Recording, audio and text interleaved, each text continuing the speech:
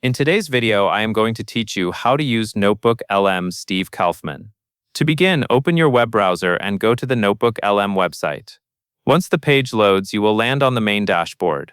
This is the central place where your notebooks live, and it is where you will start any new project. If you have used research tools before, think of a notebook as a workspace that keeps your sources, your questions, and your generated outputs all together. Next, create a new notebook by clicking the button labeled plus Create New on the dashboard. This sets up a fresh space so Notebooklm can focus on only the materials you add. Keeping one topic per notebook is a helpful habit because it makes the answers more accurate and easier to trace back to your sources. After that, upload your sources. In the pop-up window, select the content you want Notebooklm to use. You can add PDFs, paste YouTube links, or choose files from your drive. As you add items, they will populate the source panel on the left.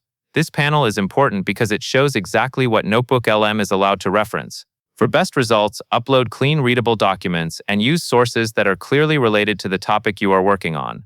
Once your sources are loaded, move to the chat panel in the center. This is where you analyze your material. Type a clear question about the content and submit it. Notebooklm will respond with an answer, and it will include clickable citations. Those citations are there to help you verify information quickly.